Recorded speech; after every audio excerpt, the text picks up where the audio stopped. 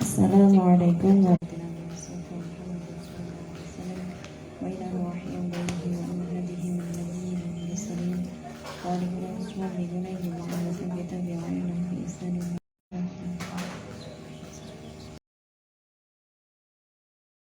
Pasti kita semuanya punya niatan untuk thalabul ilmi, tiada henti, terus dan seterusnya. Untuk hari ini terakhir babnya tentang toharoh, nggih. Wonten di buku sampean di bagian akhir. Sesungguhnya bab ini sangat sering sekali dikaji di banyak kitab fikih. Banyak sekali di kitab fikih. Dan di sini di kitab Uyunul Masail Nisa niki juga dibahas karena memang hadas besar, ya, itu juga tentu berkaitan dengan taharah. Sama dengan buku yang lama, niki kita bab terakhir, ya, bab taharah. Saged diwaos saya, ya. Insyaallah semuanya isinya sama, bahwa pengertian taharah dalam tinjauan bahasa berarti bersih, sedangkan dalam tinjauan syarak taharah bermakna suatu pekerjaan yang menjadi sebab diperbolehkannya melaksanakan sholat atau ibadah lainnya yang mensyaratkan suci dari hadas maupun najis. Taharah ini berupa wudhu, mandi, tayamum, dan menghilangkan najis. Dari pengertian di atas, taharah terbagi menjadi dua, menghilangkan hadas, baik hadas kecil atau hadas besar, dan menghilangkan najis, ya. Pengertian hadas secara sederhana, hadas dapat diartikan sebagai suatu sifat yang melekat pada anggota tubuh yang bisa mencegah terhadap sahnya sholat, baik hadas kecil maupun hadas besar. Pembagian hadas terbagi menjadi dua, yaitu hadas besar yang menyebabkan mandi, hadas kecil yang menyebabkan wudhu. Terus hadas besar tidak bisa suci kalau mboten mandi, sedangkan hadas kecil cukup dengan berwudhu. Apa saja yang mewajibkan mandi? Niki disebutkan di antaranya bersenggama, kemudian inzalul mani, kemudian nomor 3 haid, nifas, melahirkan, meninggal dunia, menghilangkan kotoran tersebut. Nah, biasanya kalau mbak-mbak yang nopo yang lagi haid ngoten kesempatan ngecat kukune, mboten damel pacar biasa tapi dicat. Terus cat niku kan nek mboten dikerok ndak bisa hilang, ya.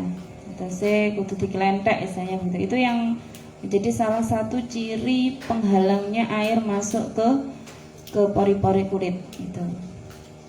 Kemudian tidak ada sesuatu yang dapat merubah air, artinya anggota tubuh atau anggota wudhu yang akan dibasuh harus bersih dari segala sesuatu yang dapat ingati.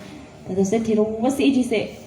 Badannya diruwesi riyen sampai bersih, semuanya bersih. Baru nanti setelah itu mengguyurkan air dari kepala niku diniatkan mandi besar. Terus karek guyur netok sampun. Jadi nyabun, nyampun niku di awal sebelum niat, nggih. Niku disampuni riyen, diruwesi riyen, meneh sampun bersih, baru setelah itu niat sambil mengguyurkan air. Jadi niat niku tempatnya sambil bersamaan dengan mengguyurkan air. Boten niat diam terus kemudian air diguyurkan, ngoten-ngoten nggih. Jadi bersamaan. Niat dengan mengguyurkan air itu bersamaan. Nah, kemudian diguyurkan semuanya kena air, kena basuhan termasuk hidung dan semuanya sela-selane kabeh pun kena. Nah, kita mriku sampun sah. Nah, terus mriki wau termasuk ada yang bertanya, bagaimana orang yang mandi tapi di tengah-tengah mandi besar terus kemudian Pipis, cebok niku pripun? Nopo mandi besarnya harus diulang. Pipis niku mboten membatalkan mandi besar, hanya membatalkan wudhu. Terus maknanya begini, kalau nanti sama sudah selesai mandi besar, sudah selesai nggih, ngoten-ngoten keluar kamar mandi kebelet pipis. Nah, kapan pipis? Nah, itu bukan berarti mandi besar sampean harus diulang lagi. Nah, ngeten ya. Jadi mandi besar itu membatalkan wudhu, bukan membatalkan nopo pipis, membatalkan wudhu, bukan membatalkan mandi besar. Nah, tadi yang membatalkan nopo? Kalau terjadi di tengah-tengahnya mandi sampean head, sampean tiba-tiba masih ada keluar krosong nggih, misalnya kalau mandi terus keluar seperti ada cairan itu kan kerasa. Nanti ya dipegang saja, dilihat warnanya apa. Kalau keruh, nah berarti sampean sebenarnya masih haid gitu. Ya dihentikan saja mandinya. Gitu. Dihentikan mawon. Nonton ya. Itu diantaranya yang tadi ditanyakan, ada yang menanyakan tentang itu. Kemudian terkait air niki nggih sama sudah paham lah sebagaimana halnya orang bersuci. Pokoknya kudu suci tenan Mbah nggih. Dados lek nih kalau di sini kamar mandinya damel anu nggih, damel bak. Ya, damel bak. Maka karena itu enten pancuran nggih. Ya, seyogyanya sampean pakai pancuran ini kemawon. Jadi mandi besar pakai pancuran atau kalau enggak ya baknya diresiki riyen. Diresiki riyen nanti takutnya khawatirnya apa? Air yang ada di bak niku wau kecipratan nopo-nopo gitu ya. Ada nggak itu 2 kolah? Kayaknya kok ini sing ndek enten 2 kolah. Terus nggak bisa digunakan untuk bersuci. Jadi lebih aman kalau sampean pakai keran, lebih aman.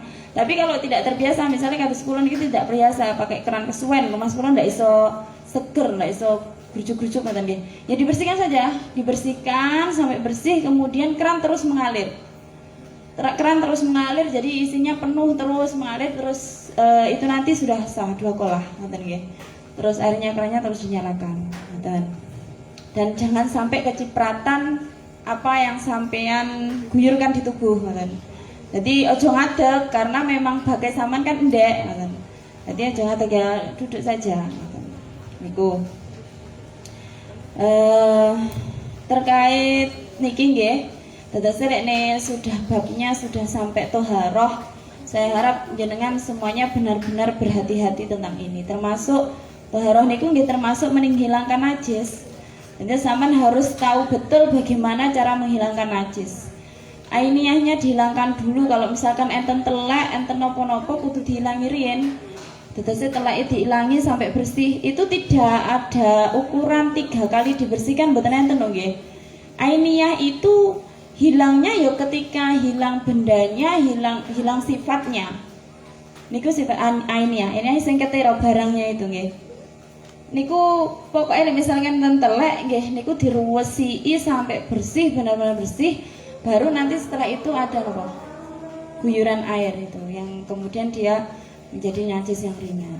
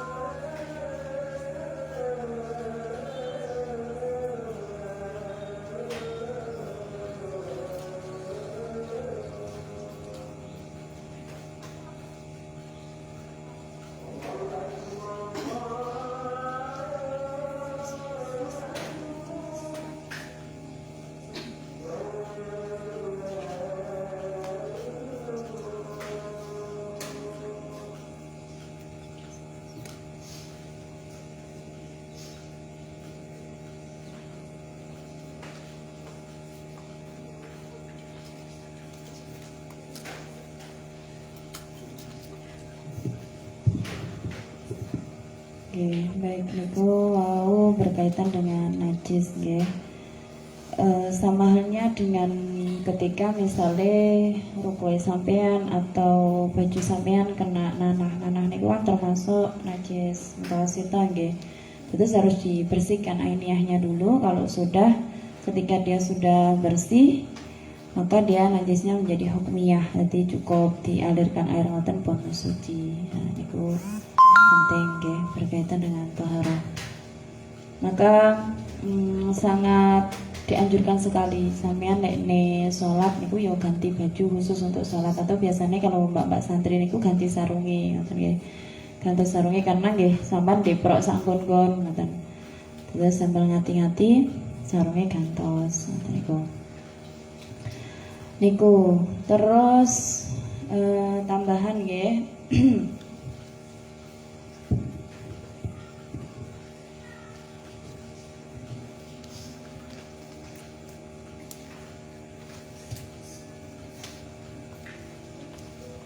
Niki ada kesunahan bagi wanita yang telah bersih dari haid setelah bersuci, sunnah muakkadah, sangat sunnah memberi wewangian pada kemaluan bagian luar. Sunnah nggih, memberikan wewangian pada kemaluan bagian luar, kecuali sedang berpuasa atau ihram, sebab orang yang berpuasa itu makruh memakai wewangian, sedangkan orang yang ihram haram memakai wewangian. Kemudian yang mungkin masih ada yang bertanya bagaimana hukumnya saat haid kemudian bersisir, rambutnya rontok niku nggih, atau apa ya yang sering itu rambutnya rontok niku pripun. Nah niki Imam Ghazali nggih, Imam Ghazali niku menganjurkan kepada mereka yang sedang berhadas besar untuk tidak memotong bagian dari tubuhnya sampai dia mensucikan diri, karena segala anggota tubuh yang terlepas kelak pada akhirnya akan dimintai pertanggungjawaban kan gitu. Tapi hal ini masih dipertanyakan oleh sebagian ulama, masih dipertanyakan, mengingat anggota tubuh yang kembali nanti di akhirat ya, di kiamat adalah anggota tubuh yang ada ketika ia meninggal. Jadi bukan anggota tubuh yang terlepas di kala hidupnya. Dan itu terus sesungguhnya para ulama niku apa yang dikatakan oleh Imam Ghazali niku menjadi pendapatnya beliau itu di sunnah, dan hukumnya menjadi sunnah, bukan kudu kemudian diresiki enten mboten nggih. Tahu juga niku sia-sia menurut Imam Syabram Malisi niku sia-sia. Dia sampean nek rambutnya rontok kemudian disucikan itu sia-sia hukumnya.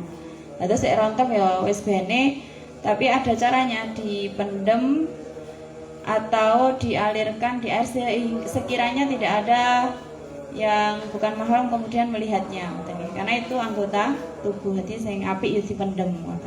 Tidak harus sampean cangking ketika mandi terus kok suceni niku mboten, tidak harus demikian ya. Itu sudah sering sekali disampaikan di banyak di IG, kayaknya sudah sering begitu. Oke. Terkait rambut-rambut itu boleh saja sampean sisiran ngoten nggih, benda wek-wek rambutnya ngoten nggih, boleh saja, mboten apa-apa. Tapi sunnahnya akhirnya kan gitu, para ulama kemudian mengatakan bahwa sebaiknya sunnahnya ya tidak usah dilakukan gitu. Tidak usah dilakukan. Tapi untuk perempuan yang sudah menikah ya, karena dia merawat diri agar selalu berpenampilan baik di hadap suami itu lebih baik, maka ya lebih baik menjaga itu. Terus ya panggah sisiran, ya panggah rapi meskipun dia dalam kondisi haid. Jadi tetap nopo merias diri. Itu. Terus berikutnya nih, saya bacakan beberapa pertanyaan nggih. Apakah orang yang sering istihadhah suaminya ahli fikih? Niki mungkin dia bertanya karena mendengar saya yang kemarin saya curhat, tapi sebenarnya curhatan saya itu tidak semua orang mengalaminya. Gitu. Misalkan saya bilang biasanya setiap apa yang kita sampaikan, apa yang kita bicarakan itu kembalinya ke kita, gitu ya, menguji kita. Biasanya kan begitu. Itu kemarin yang dulu kapan hari itu pernah saya sampaikan. Kemudian ada yang mungkin itu menanggapinya demikian. Nah, nggih niki mboten mesti, ngoten niku nggih. Suaminya ahli fikih. Piye lek pertanyaan ngoten niki? Nggih mboten mesti to, Mbak. Nggih, wong apik ora mesti oleh wong apik kan ngoten. Nah, terus ngoten niku. Terus ini mboten mesti. Tapi untuk mencari suami yang ahli fikih itu ya seharusnya sampai lakukan. Terus yang selektif ya sekarang. Cari suami ahli fikih sehingga ibadah sampean itu lebih tenang dan terarah gitu. Jadi kalau sampean mengalami istihadah, aku sering istihadah, aku tak boleh suami sing ahli fikih gitu. Nah, itu luar biasa gitu ya. Jadi kalau pertanyaan sampean ganti, Ustazah, saya sering istihadah, apakah saya harus mencari suami yang ahli fikih? Oh, itu bagus. Betul itu. Sepakat saya. Nah, gitu. Jika sudah usia berkepala 4, haidnya sering 5 harian, tapi saat itu 5 hari suci, terus di hari ke-6 keluar lagi merah hingga hari ke-8 lalu berhenti dan suci. Seperti itu darah yang keluar di hari ke-6, hukumnya apa nggih Ustazah? Nah niki terkait usia maksimal haid itu kan tidak ada ketentuannya Mbak nggih. Tapi memang pada umumnya perempuan itu mengalami menopause, di mana itu ditandai dengan tidak keluarnya menstruasi. Nah, kalau kemudian ada perempuan yang berusia 40 atau bahkan lebih mengeluarkan darah yang memenuhi syarat haid, niku hukumnya ya haid. Syaratnya kemarin kan ada 3, itu sudah keluar 24 jam atau belum. Kemudian 24 jam itu tidak harus dalam 1 hari 1 malam, jedanya bisa sampai 15 hari.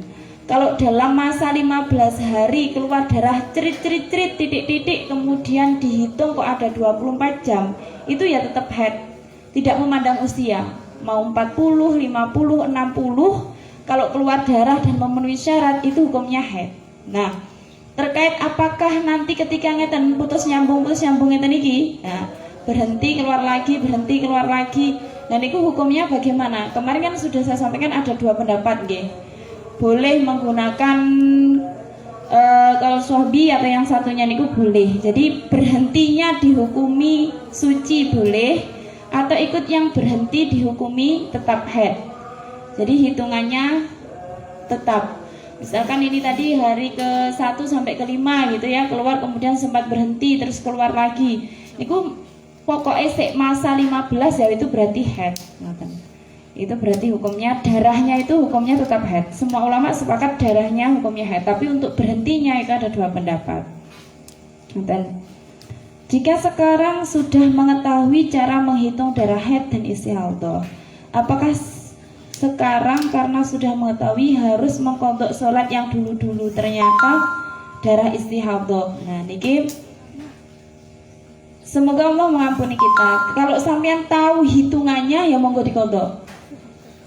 Kalau tahu hitungannya yang dulu-dulu, karena sama misalkan gini, sama sudah punya itu sejak dulu. Jadi ketika sampean pertama kali haid itu sama sudah punya catatan gitu.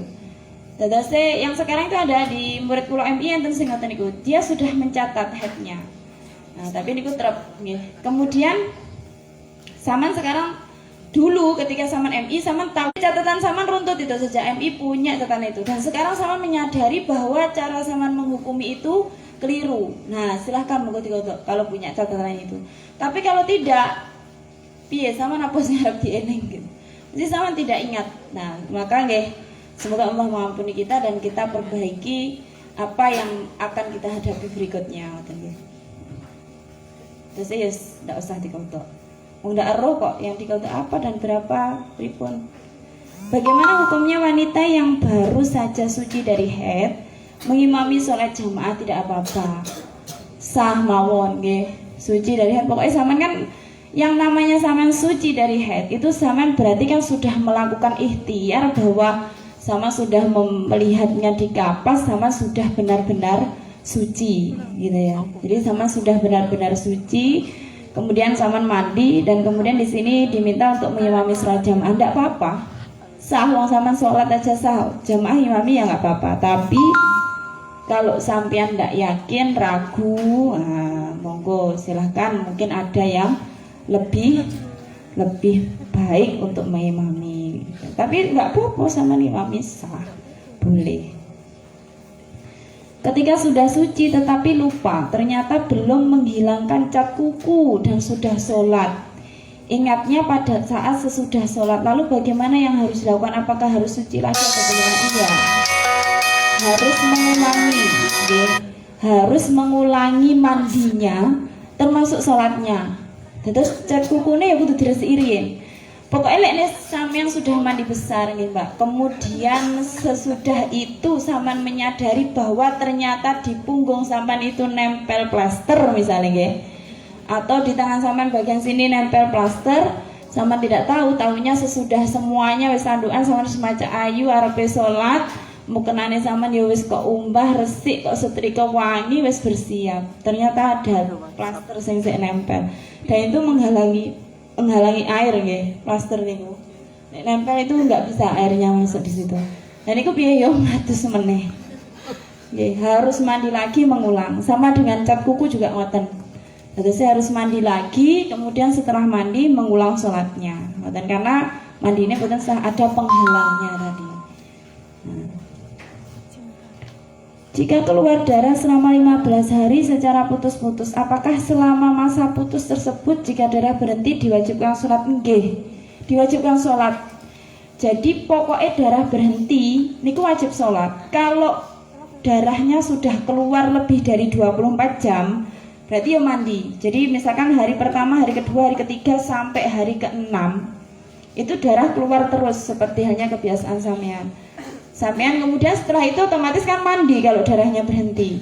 Nah, darah berhenti sampean mandi besar, kemudian ya sholat seperti halnya biasanya. Tapi ternyata dilalah ketika mandinya subuh, ternyata malamnya bisa keluar darah lagi. Maka bagaimana? Ya sudah, berarti mboten sholat malih.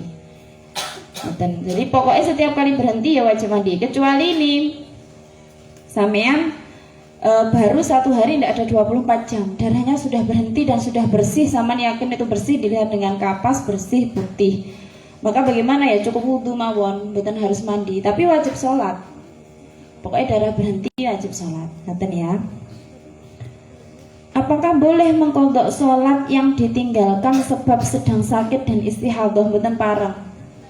Nggih, mboten pareng. Sebab sakit dan istihadah itu tidak boleh meninggalkan sholat. Jadi ya sampean tahu kan sakit, bagaimana orang yang sakit sholatnya ada beberapa cara. Nek tidak kuat ngadeg berarti linggo, tidak kuat linggo selonjoran, babuk miring, kemudian ya sholat kedap-kedip ngoten ya.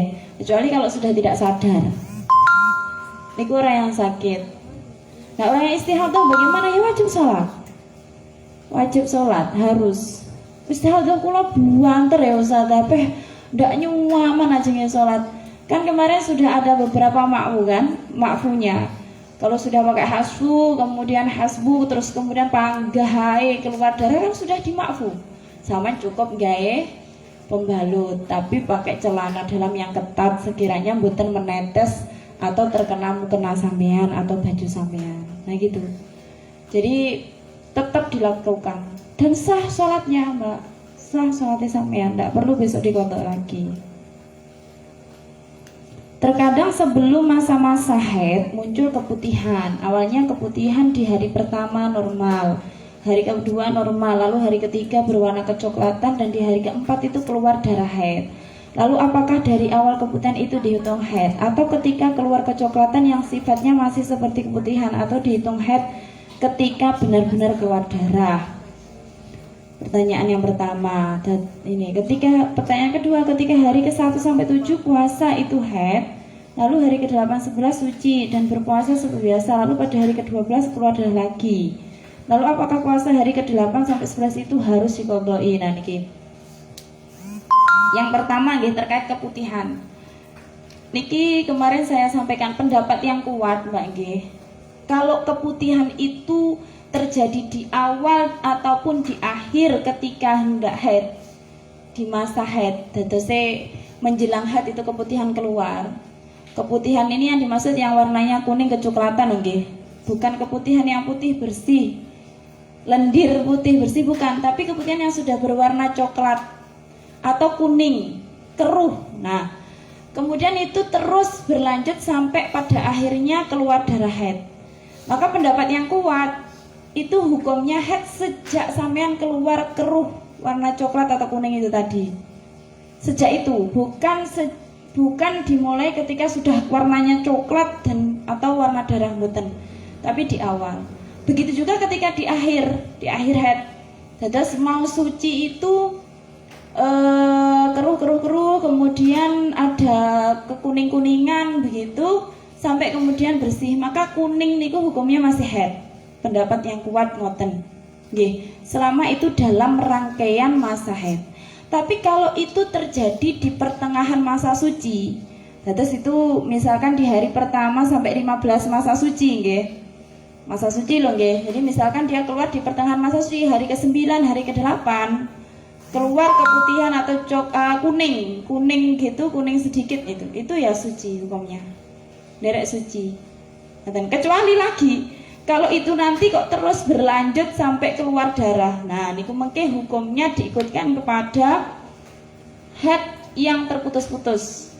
Di bab yang bagian awal kan ada 3 ketentuan nggih, bagaimana menghukumi apakah dia istihadah yang harus menyempurnakan masa suci atau enggak. Nah itu ngoten nggih. Tapi kalau keputihan atau kuning niku wau keluar sebentar di masa pertengahan suci, setelah itu tidak bersambung dengan darah haid, hukumnya suci. Itu pendapat yang kuat ngoten.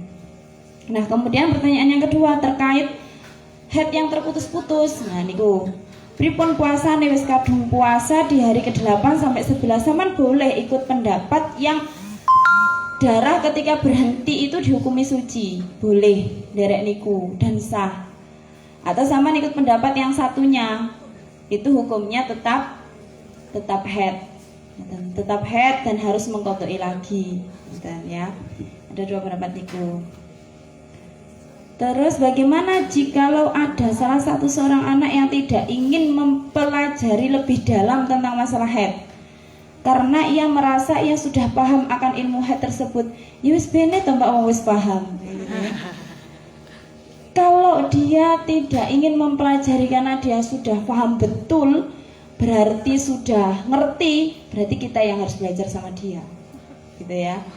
Jadi kita belajar lekna aku ora ono gitu. Lekna aku ora ono. Iki aku ngene-ngene iki penake piye? Hukume piye gitu. Enggak apa-apa. Nggih, karena dia sudah merasa sangat paham, sudah tahu tentang haid. Aku wis tahu ngaji uyun, katam bolak-balik, ping 5 sudah di luar kepala. Nah, besok kalau sampean mengalami masalah tentang istihadah, tanyakan. Gitu. Bukan menguji, tapi justru dia bisa kita ajak sharing kan gitu. Tapi umumnya teman-teman kulo dan lain sebagainya itu semakin belajar semakin tidak bisa apa-apa, semakin merasa orang ngerti biasanya ngoten. Jadi terus pengen ternyata ini, oh ternyata ada pendapat yang begini, ternyata ada pendapat yang begini gitu. Bagaimana hukum dari sudah suci di waktu maghrib, sudah sholat sampai subuh, pas mandi tiba-tiba ada semacam lendir, tapi sedikit berwarna coklat. Apakah hal tersebut harus disucikan lagi? Nggih, niki seperti yang barusan saya jelaskan wau nggih. Pokoknya sudah mandi keluar lagi kecoklatan ya berarti harus mengulang mandinya. Dan berarti mboten sah. Maknane lekne setelah mandi sama sudah terlanjur mengkodok sholat nggih. Terus misalnya sampean sucine di waktu asar. Nah, kemudian di saat asar niku sampean terlanjur ngodok sholat duhur. Sama juga ngodok sholat ketika meninggalkan haid, ketika pertama kali keluar darah haid, sudah sampean kodok di waktu itu karena sampean wajib kowe aku wis suci, aku tak kodok. Nah, ternyata sorenya keluar lagi, malamnya keluar lagi coklat, berarti kodokane sholat sampean tadi mboten sah. Ngoten nggih. Terus harus mandi lagi, terus ngodoki malih. Bagaimana hukum seorang istri yang belum paham betul tentang haid dan nifas dan dia ingin mengikuti kajiannya akan tapi tidak diperbolehkan oleh suaminya, namun sang suami pun tidak bisa mengajarinya? Ya Allah, semua kali gitu ya, kewapur ya. Nah terus piye? Sampeyan tuh belajar haid itu wajib. Niku kan yang di Nazom sama dengarkan? Gitu lagune. Ada di Nazom bagian awal. Niku wajib seorang perempuan mempelajari tentang haid niku wajib. Bahkan kewajibannya itu di atas dia wajib mentaati suaminya. Kewajibannya mempelajari haid. Dadose lek sampean pengen belajar haid kemudian suami sampean ndak memperbolehkan, suami sampean harus belajar. Nek ngoten kula Mas sing sampean ajari, sampean belajar ono. Gah aku belajar saya. Lah terus aku piye? Tapi lek kula ya menang delok HP to, Pak. YouTube sekarang sudah banyak belajar itu. Nanti sampean lihat di Islamuna Channel Yai Hashim. Enak menjelaskan tentang haid. Beliau yai nggih maksudnya bapak tapi paham tentang haid. Hitungannya paham. Kalau ada pertanyaan keluarnya cuma sedikit, warnanya cuma segini, bisa belum bisa. Di Islamuna Channel termasuk yang tadi Nazom yang dibacakan itu termasuk karangan beliau. Bisa dicek di situ. Kita nawaning Lirboyo banyak yang belajar dari beliau, banyak yang sharing dengan beliau itu juga.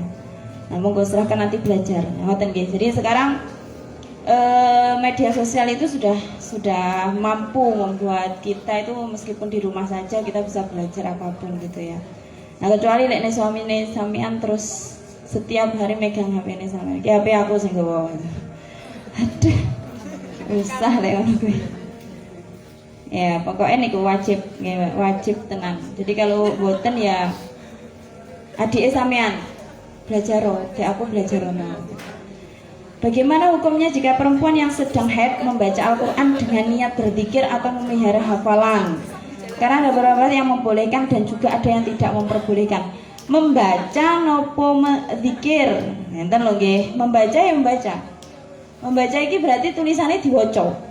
Niku membaca. Tapi kalau zikir, niat zikir menjaga hafalan dia tidak membaca. Dadose ya pokoke lalaran deres kali ngeling-eling kali zikir niku boleh. Tapi kalau membaca, sama membaca, moco tulisane, niku yang tidak diperbolehkan. Niku yang tidak diperbolehkan. Nggih, terus mboten pareng. Lah nek sing wis sampun hafal sampean murojaah wong wis hafal ya wis. Diterus ngoten. Kan terus, nggih. Nah, kalau kemudian sampean pengen deresane sampean iku disemak koncone, misalnya gitu ya.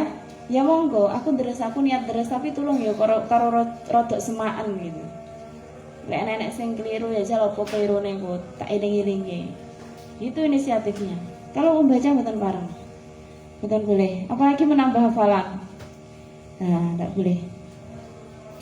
Apakah mengqadha salat harus segera dilaksanakan ataukah boleh ditunda? Ada dua hal tentang qadha salat bagi. Qadha salat yang harus segera dilaksanakan dan qadha salat yang tidak harus segera dilaksanakan. Maksudnya bukan tidak harus itu maksudnya boleh ditunda dulu. Ada dua. Yang pertama yang tidak boleh itu adalah qadha salat yang ditinggalkan tanpa sebab apapun atau sebab itu tidak diperbolehkan oleh agama. Misalnya nopo mabuk, sama menyengaja mabuk misalkan begitu. Kemudian kan nggak sholat. Nah seperti itu ketika sadar ya harus segera dilaksanakan.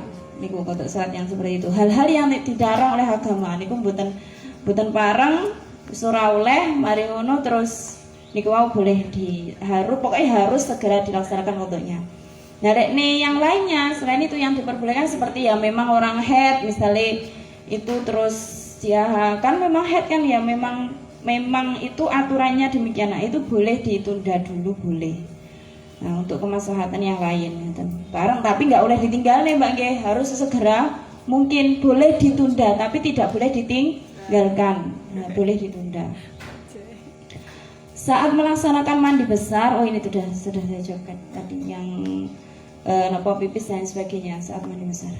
Nah niku beberapa pertanyaannya. Ada yang mungkin mau ditanyakan secara lisan langsung monggo. Nonton nggih. Nonton, alhamdulillah. Saya berharap jenengan bisa belajar ini dari manapun, dari siapapun. Nanti kalau ada perbedaan pendapat silahkan disampaikan. Saya dengan senang hati menerimanya dan saya akan mengkoreksi apa yang saya sampaikan karena saya sendiri juga masih belajar dan terus belajar. Terlebih mempelajari fikih, head niku tidak sama dengan fikih-fikih yang lain. Kalau fikih berkaitan dengan napa misalnya berkaitan dengan muamalah itu penak hukumnya. Oh lek ngene iki berarti ki riba, lek ngene iki berarti itu lebih mudah. Tapi kalau fikih berkaitan head itu harus ditanya, bahkan chatnya itu bisa panjang. Saya head tanggal ini. Nah itu nanti chatnya so berlanjut terus warnanya darah apa. Nah, itu tidak bisa menghukumi satu hal. Oleh karenanya tentu pasti banyak sekali kekurangan pulau. Mungkin nanti kalau ada yang perlu dikoreksi, saya senang hati menerima koreksi dari jenengan. Kita sama-sama belajar. Dan tentu saya berharap jenengan boten jenuh untuk belajar head. Sama-sama kita menjaga diri. Yang belum punya catatan head nggih, karena yang setiap kali ngaji niki sing beto buku niku ya hanya beberapa yang sudah membuat buku kalender head hanya beberapa, dan saya berharap, saya husnudzon bahwa jenengan sesungguhnya sudah punya tapi lali ora dikumpulne. Saya husnudzon itu. Nggih. Terus apapun itu yang membuat sampean termotivasi untuk belajar tentang head, saya yakin sama pasti punya alasan sendiri kenapa saya duduk di sini, kenapa saya mendengarkan. Bisa saja karena di sini kan mboten ditakzir ya Mbak Rizky ya, mboten derek ngaji. Ditakzir. Ya? Nggih, sing konangan, sing mboten konangan kan ndak. Nah, itu kan sama ringan batu. Meninggalkan itu pasti ringan. Tapi sampean ternyata mampu dan bisa duduk di sini untuk belajar ngaji. Maka itu luar biasa. Ngoten itu disyukuri banget, Mbak. Disyukuri. Aku seiso langkah saya, kaki saya melangkah di sini meskipun kamarnya sampean ngarepan kuwi tok. Tapi lek niku mboten kersane pangeran, mboten saged to sampean nenggah mriki. Oh, wabot, yakin to. Sumpah ora enak turune omah ning kamar karo scroll TikTok. Siapapun suka TikTok, buat saya ya suka. Akhirnya saya hapus TikTok, saya hapus, Facebook saya hapus, Instagram saya hapus. Saya cuma punya YouTube mau saya hapus tapi tidak bisa. Nggak pengen, karena saya cukup belajar dari Telegram. Kalau dari Telegram itu saya bisa mengcover apa yang menurut saya paling penting dan tidak. Hanya Telegram yang tidak saya hapus. WhatsApp itu, status WhatsApp itu hanya beberapa saja yang saya perlihatkan. Yang lainnya saya simpan. Tapi ternyata itu tidak menutup kemungkinan saya untuk nakal. Tapi suami saya ambil nyilih gitu Facebook. Ya Allah, godaan ya. Ngapain nih Mas? Dia bawa gitu Instagram. Panggah. Ya, saya termasuk yang bukan saya yang tidak welcome dengan media sosial mboten. Tapi saya sendiri yang tidak mampu menempatkan diri saya. Saya sendiri. Jadi apapun yang ada di hadapan kita itu bukan karena yang ada di lingkungan kita, tapi karena kita sendiri yang tidak mampu menjaganya kan gitu. Jadi Saman mau punya TikTok, mau punya Instagram, mau punya Facebook, tapi Saman mampu mengatur ritme diri Saman sendiri, itu ya baik-baik saja gitu. Tidak menjadi masalah. Tapi kalau saya ternyata belum sakit. Efeknya apa? Ketika saya scroll TikTok, pagi hari itu tidak matang saya masaknya. Tidak matang, tenang. Saya tuh tak rewangi bangun jam 3, bangun gitu ya. Lihat dulu HP. Niatnya mau lihat apa pemberitaan, mungkin ada WhatsApp apa yang penting itu. Ning sandingan nek TikTok iki ndelok gitu. Sampai adzan subuh baru sholat. Setelah itu saya penasaran. Lanjut enggak sih udah matang enggak? Ternyata saya enggak bisa. Akhirnya ya saya menyimpulkan mungkin saya belum mampu untuk membuat gitu. Oleh karenanya dulu saya tuh punya Facebook ya baru-baru Pak itu kan dibuatkan mantan saya. Enggak dibuatkan. Instagram juga saya dibuatkan baru ini, tapi ya semangat tak hapus. Karena saya tidak mampu, belum mampu sampai itu. Meskipun saya melihat hal penting hal penting berita seperti hanya di lambe turah itu misalnya. Itu yang penting menurut saya, rasanya penting. Jadi ada hal yang ternyata saya sendiri tidak mampu menjaganya. Itu. Monggo saya berharap jenengan tetap membaca meskipun bukan buku yang nyata seperti ini, tapi PDF di HP itu gunakan dengan baik. Saya baru mendengar bahwa ternyata Togamas Situlagung tutup ya. Aduh, luar biasa itu. Saya menyesali itu. Dulu ketika saya menjadi mahasiswa di IAIN itu, saya kalau nyari buku selalu ke Kediri, karena di Kediri itu ada Oscar dan Gramet yang selalu menjadi rujukan. Saya selalu bermimpi begini, nanti kalau IAIN sudah jadi UIN, pasti Tulungagung punya toko buku yang banyak seperti Hanya Kediri gitu. Ternyata malah tutup saya. Ya Allah, malah tutup kukut. Ya apa ini? Yes, apapun itu saya berharap jenengan ya, generasi muda yang semangat, khususnya perempuan-perempuan, ngajine dikencengi, ngaji fikihnya ditenani, menjaga dirinya sebaik-baik penjagaan. Karena yang mampu menjaga harga diri sampean adalah diri sampean sendiri. Kalau sampean mampu menjaga diri sampean, saya yakin senakal-nakalnya laki-laki itu di samping sampean, di pinggir-pinggir sampean, iku sik duwe rasa sungkan sama sampean. Karena sampean selalu menjaga harga diri sampean, sama menjaga apa yang memang harusnya sampean jaga. Ya. Maka baik-baiklah dengan sampean. Buatlah bahwa teman terbaik sampean adalah diri sampean, tapi jangan terlalu asik dengan diri sendiri. Nanti sampean guyu-guyu dewe. Ya Allah, kan ngantos gitu ya. Dan kemudian sesama perempuan kita harus saling menguatkan. Karena bagi kulo musuh terbesarnya perempuan itu ya sesama perempuan.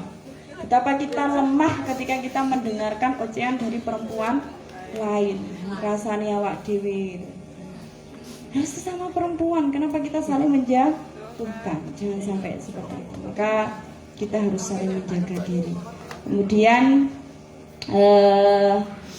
satu wirid mbok pilih sampean bisa istiqomah nggih.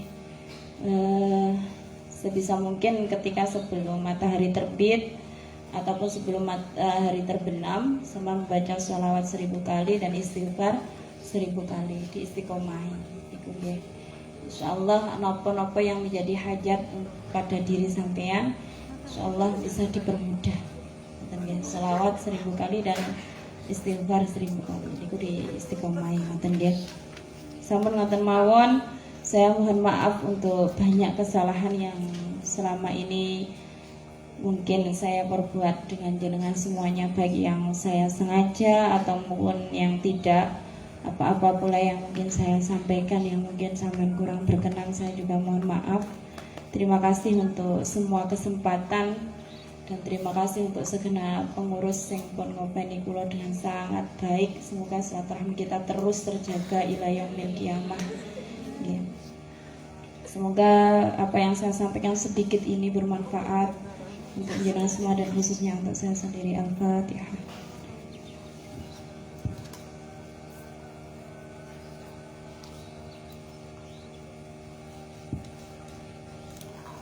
Assalamualaikum warahmatullahi wabarakatuh. Doa kafaratul majlis. Bismillahirrahmanirrahim. Subhanakallahumma bihamdika asyhadu an la ilaha illa anta Maulaya sholli wa sallim daiman abada ala habibika khairil khalqi kullihim wal habibul ladzi turja syafa'atuhu li kulli haulin minal awwali mubtadahin ya rabbi bil mustafa balil maqasidana wa fil lana ma madaya wasi'al karami ya arhamar rahimin ya arhamar rahimin farij 'alal muslimin sallallahu rabbuna 'ala nuril mubin Ahmadal Mustafa sayyidil mursalin wa